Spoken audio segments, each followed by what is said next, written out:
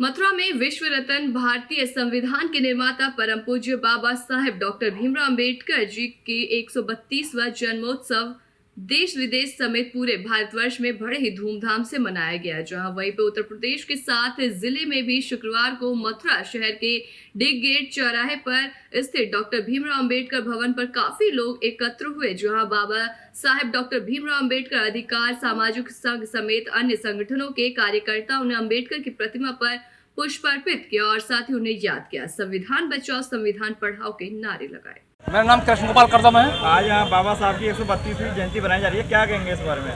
देखिए, बाबा साहब की जयंती यहाँ ही नहीं, भारत में नहीं, विदेशों में मनाई जा रही है। बड़ी धूमधाम से मनाई जा रही है। ये 132वां बाबा साहब B.R. अम्बेडकर भारत रत्न जी का ये जन्मदिन मनाया जा रहा है। बड़े हर्षोल्लास के साथ भारत में ही नहीं, हमारे 46 कंट्रियों में मनाया जा रहा है। क्योंकि बाबा साहब को जो पहचानेगा वही जानेगा। क्योंकि बाबा साहब एक ऐसी शख्सियत है देश से, जिन्होंने देश का भारतीय संविधान बनाकर भारत के दबे कुचले सभी वर्गों को अधिकार दिए हैं, जिनकी वजह से आज भारत बिल्कुल सही रूप में उसको भारत का नाम दिया जा रहा है और भारत की जनता उनके संविधान के बताए हुए रास्ते पर चल रही है। और बाकी जो कुछ हो रहा है भारत के अंदर, वो सब संविधान के तहत ही हो रहा है। सरकारें हों या हमारा सरकारी तंत्र हो, सब बाबा साहब के संविधान के मुताबिक ही चलता है, ना कि अन्यथा के अलावा। और हम बाबा साहब के जन्मदिन पर सभी देशवासियों को मूल तरीके से, पूरी तरीके से हम कहते हैं कि आज का दिन ऐसा है, आज संकल्प ले लीजिए कि हमें बुराइयों से दूर रहना है, अच्छाइयों को पकड़ना है, शिक्षा की तरफ आकर्षित होना है और लोगों को प्रोत्साहित करना है, जिससे लोग आगे बढ़ें। और आगे बढ़ेंगे तो देश आगे बढ़ेगा, देश आगे बढ़ेगा तो अमन चैन देश के अंदर रहेगा। यही बाबा साहब का नारा था, शिक्षित बनो, संगठित रहो और संघर्ष करो। संघर्ष तभी करेंगे तो हम शिक्षित हो जाएंगे, शिक्षित होकर जब संगठित होंगे तभी संघर्ष हो पाएगा। जय भीम, जय भारत। एनकाउंटर पर जनता ने अपनी प्रतिक्रिया दी और साथ ही उन्होंने कहा कि राम के भक्त यूपी सीएम के प्रतिज्ञा जो उन्होंने ली थी वो पूरा किया। कहा था कि यूपी की धरती को गुंडों से मुक्त करा देंगे।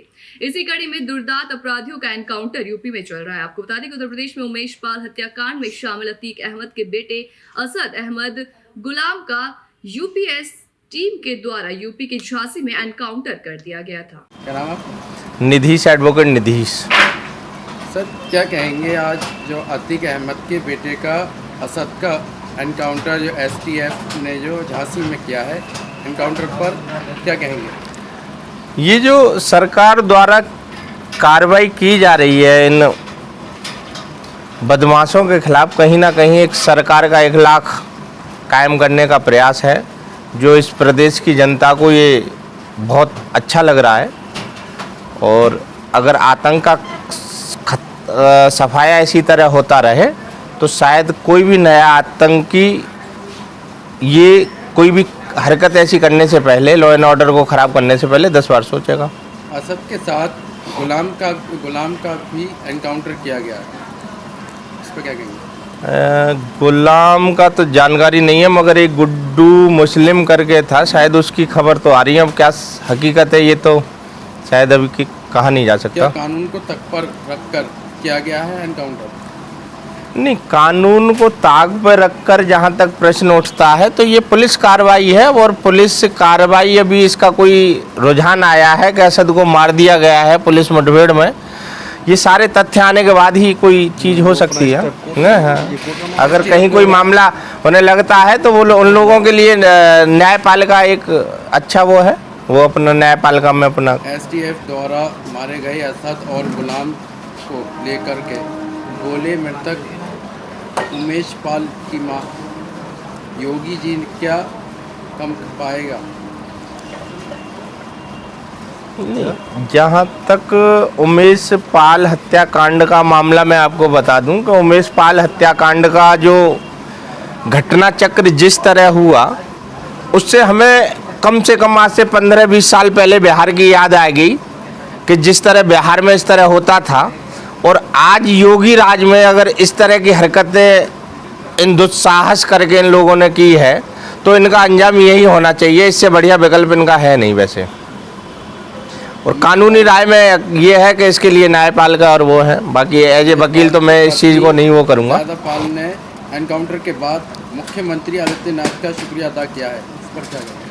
हाँ, ये राजनीतिक अपना वो हो सकती हैं। अब उसका क्या है, ये एनकाउंटर किस तरह किया गया है और ये है, ये सारी चीज़ें के लिए तो अपना हर आदमी स्वतंत्र है। वो अगर उन्हें लगता है कि इस एनकाउंटर में कहीं कोई गड़बड़ है या वो है, तो उनके लिए न्यायपालिका और ये सारी अपनी अलग वो हैं संस्थाएं। नाम क्या आपका? दिनेश तिवारी एडवोकेट।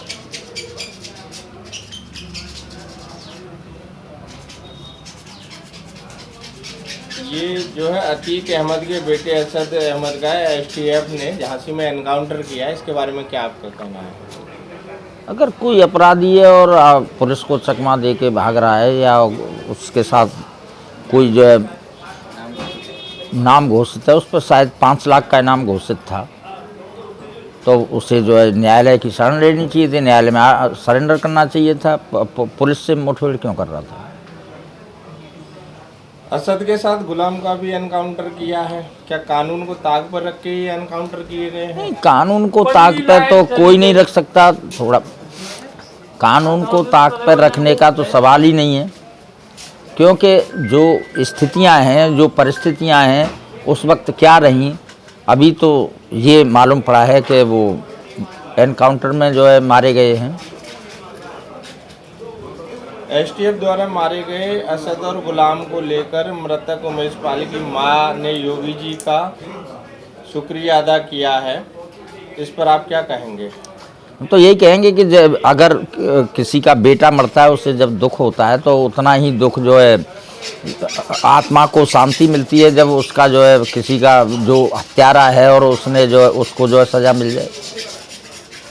इस पूरे घटना चक्र में आप सरकार की भूमिका क्या देखते हैं? सरकार की भूमिका क्या है? सरकार ने किसी को थोड़ा ही मरवा रही है। वो तो जो पुलिस है या जो व्यवस्थापक हैं या प्रशासन है या पुलिस प्रशासन है, उसका काम है अपराधियों को पकड़ना। सरकार की इसमें क्या सरकार क्या कोई निर्देश थोड़ी दे रही है कि इनको एनकाउंटर कर दो?